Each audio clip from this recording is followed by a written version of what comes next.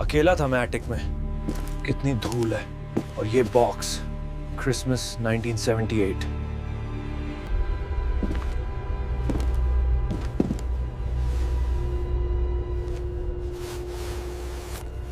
I grew up in a narrow valley in eastern Kentucky, the kind of place where the hills press in close and the woods feel like they're listening.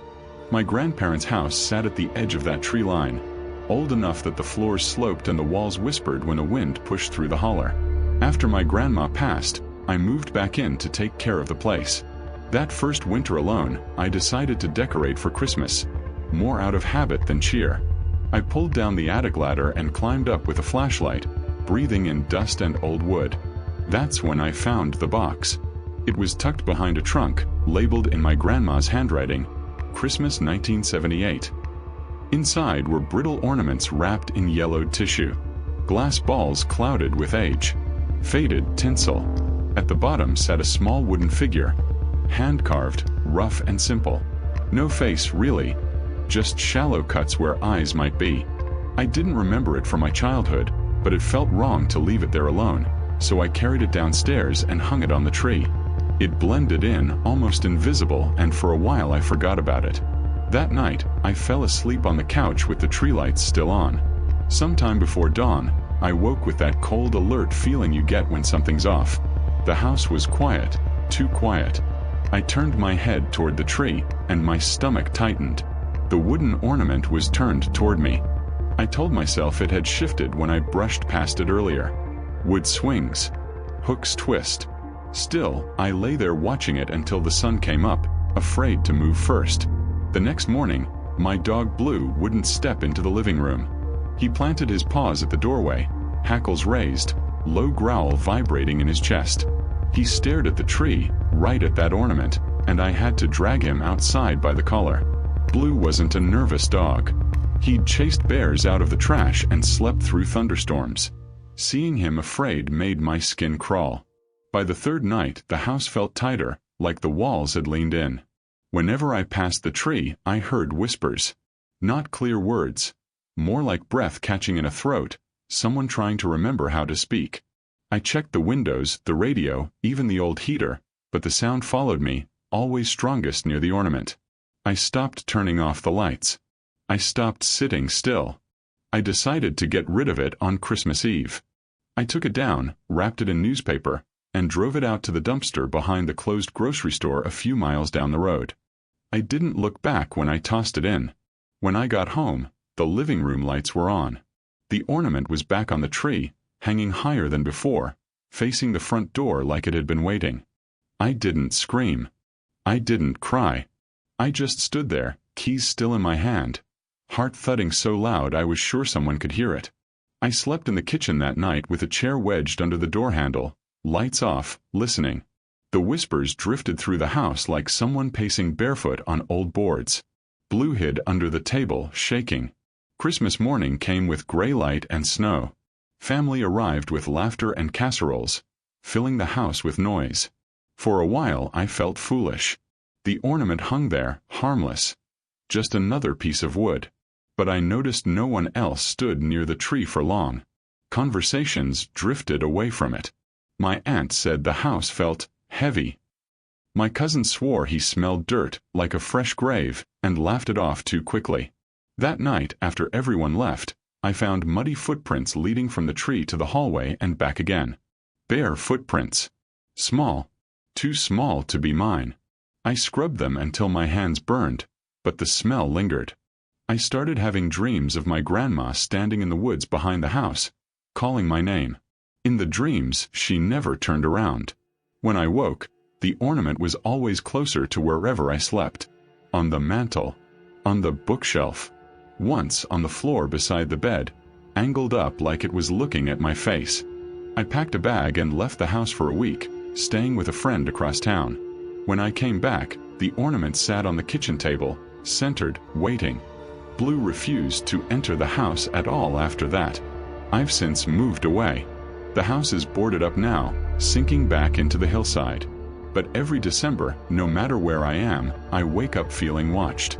Sometimes I hear that soft, almost voice in the quiet before dawn.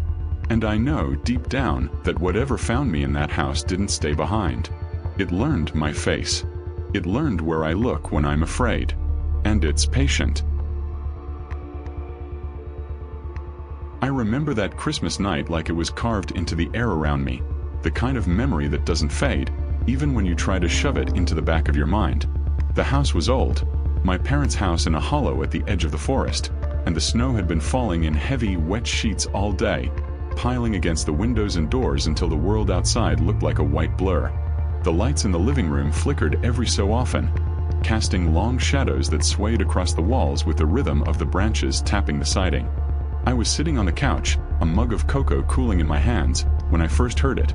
Soft, deliberate footsteps, shuffling along the hallway just beyond the archway that led to the living room. I froze. At first, I thought it was my sister sneaking through the house for another late-night snack. But the hallway was empty. The floorboards were bare, nothing to creak under a passing foot, and my sister's room door was shut. I remember the pause, that pregnant silence that came immediately after the sound stopped, heavier somehow than the footsteps themselves. My parents were in the kitchen, their laughter muffled through the walls, glasses clinking. I called out for them, just a quiet, half-hearted "hey," and got nothing back but the hum of the heater and the occasional pop of the fire settling in the fireplace. The next shuffle came a few minutes later, deliberate and slow, almost as if whatever it was circling, testing the edges of the room, moving in a pattern I couldn't predict. I told myself it was the wind, or the snow pressing against the house. But then I smelled it, cold earth, damp and decaying, the unmistakable odor of something long dead and buried, faint but unmistakable. I pinched my nose, trying to convince myself it was coming from outside, but the smell was inside, clinging to the air in the living room. My stomach sank.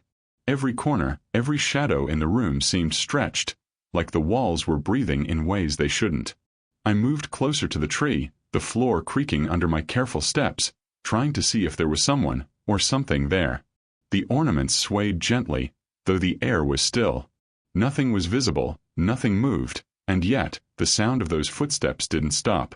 They came from everywhere at once and nowhere, circling, pacing, waiting. My heart hammered, my hands shook, and I wanted to scream for my parents, but the words caught in my throat. My voice felt like it had been swallowed by the old house. I backed into the couch, trying to make myself small, trying to convince myself it was all imagination, the trick of a mind made jumpy by old floors and shadows. But I couldn't shake it. Each shuffle made my chest tighten, my breath itch. I thought I could see a figure in the reflection of the window, just a shape, a shadow that didn't belong, but when I turned my head, nothing was there. I glanced at the clock. Time didn't matter, only the waiting. I realized then that the footsteps weren't random. They were aware of me.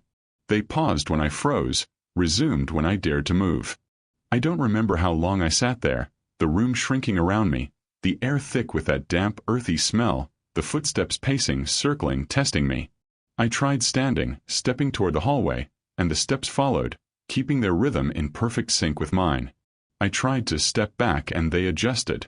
It was as if whatever it was had been waiting for me to notice it, waiting for the exact moment I realized I was completely alone. Eventually, I forced myself to leave the room. I ran to the kitchen, lights flickering and snow pressing against the windows, and just stood there, breathing, hoping the sound wouldn't follow. But I could still hear it in my chest, that pacing, careful and patient, the slow thud against the empty floorboards of the living room. I stayed there for hours, listening, every noise in the house amplified, every creak a signal that it hadn't left, that it was still there. Even after that night I could feel it. The memory of those slow, deliberate steps haunted me. Every time I walked down the hallway alone, I felt that same chill crawl up my spine. The pattern, the waiting, the smell, it all lingered, tucked into the corners of the house, in the way the floorboards groaned under my feet. For weeks afterward, I would glance into the living room and imagine the ornaments swaying, imagining that slow pacing around the tree. It was subtle, quiet, and yet more frightening than anything I could imagine. There were no faces, no hands reaching, no screams. Just presence. Just the sense that someone or something had been there, moving just out of sight, patient and aware. It made me cautious in ways I hadn't known were possible, aware of the sound of my own footsteps, of the rhythm of my own breathing, of every little creak in the house. That Christmas, I learned how quickly a familiar place can become strange. The house that had held my childhood suddenly felt larger and emptier, and yet somehow smaller too, like walls could lean in on you without warning. And though the holidays ended, the memory didn't. Every shiver in the hallway, every creak in the floorboards, brought me back to that night. Even now, years later, I feel it. The slow, measured steps circling, waiting, a reminder that not all things you hear in a quiet house are imagination. Some are waiting, patient, for you to notice them. I was staying alone that winter in my parents' old place up on the ridge, the kind of house that only ever felt warm when the stove was burning and someone else was awake with you. My folks had gone south to stay with relatives for Christmas, and I told them I'd rather keep an eye on the house than make the long drive. Truth was, I'd always liked the quiet up there. The woods pressed close, and at night you could hear things moving far off, slow and careful, like they knew the land better than you ever could. I put the tree up on Christmas Eve, more out of routine than joy. It was a thin thing cut from the edge of the property, sap still sticky on my hands. I strung the lights, hung the few ornaments we had left, and tried to make the living room feel less hollow. That's when I noticed the present. It sat under the tree, wrapped in dull gold paper, corners sharp and neat, like it had been measured. My name was written on the tag in plain block letters. I stood there for a long time staring at it, trying to remember buying it, trying to remember anyone who could have dropped it off without me hearing a car on the gravel drive. The house was locked. The snow outside was clean, unbroken. I told myself my memory was slipping. It happens up there. Days blend together, especially when you're alone. I shook the box. It didn't rattle. Just a soft, solid weight. I waited until later that night to open it, sitting at the table with the radio murmuring low, like another person in the room. Inside was a doll. Hand-carved, rough around the edges, made of wood and cloth. It took me a second to realize why my chest tightened when I looked at it. It was me. Not perfect, not detailed like a store-bought thing, but close enough it made my skin crawl. The crooked bend to the nose from where I broke it years ago. The way the mouth leaned slightly to one side. Even the hands, one curled tighter than the other, like I do when I'm nervous. I laughed then, a short, uneasy sound, because laughing felt safer than thinking. I told myself it was a joke, maybe something my parents had planned and forgotten to mention. I set the doll on the mantel and went to bed. Sometime in the night, I woke with that sharp feeling that someone was in the room. The stove had gone cold, and the house ticked and popped as it settled. Moonlight came through the window, pale and thin. I turned my head toward the desk across from my bed and saw it sitting there. The doll. Upright. Facing me. I hadn't put it there. I lay still, counting my breaths, watching it the way you watch a snake on the trail, afraid that if you move too fast, something bad will happen. The face looked different in the low light, the shadows deeper around the eyes. I could have sworn its head was tilted slightly, like it was studying me. Eventually, exhaustion pulled me under again, though I never really slept. The next morning, I told myself I'd moved it in my sleep. People do strange things when they're tired. I made coffee, turned the radio up louder, and tried to ignore the way the house felt tighter than it had the night before. Around noon, I found the first note. It was on the kitchen counter, written on a scrap of paper torn from one of my old notebooks. The handwriting was mine. Same slant. Same uneven pressure. It said, "You left the light on." I laughed again, louder this time, called out to the empty rooms like I was expecting an answer. I figured I'd written it myself and forgotten. But the longer I stood there, the more that explanation fell apart. I hadn't been in the kitchen after going to bed. I was sure of it. By evening, the doll had moved again. Back to the living room, closer to the couch. Each time I noticed it, my heart kicked harder, like my body knew something my mind refused to accept. I tried putting it in a drawer, stuffing it beneath old blankets, even locking it in the trunk of my car. It always came back. Always clean. Always placed where I couldn't avoid seeing it. The notes kept coming. Little observations. Things I'd done or thought. You pace when you're worried. You listen to the woods at night. each one written in my hand. Each one left somewhere I'd look without meaning to. I stopped calling my family to tell them about it after my mother laughed and said I'd always had an overactive imagination. Hearing her say that made the house feel even emptier. On Christmas morning, I woke to find the doll sitting at the foot of my bed. Its head was turned toward the window, toward the woods. That was when I noticed the tracks outside. Not fresh footprints, but signs someone had been there. Disturbed snow near the tree line, branches bent back the wrong way. The woods behind the house are thick and steep, not the kind of place someone wanders into by accident. I stood at the window for a long time, gripping the curtain, feeling watched from both sides. I tried to leave. I packed a bag, keys in hand, heart pounding with relief at the thought of distance. When I opened the door, the doll sat on the porch, propped against the wall, snow untouched around it. I shut the door so hard the frame rattled. That night, I didn't sleep.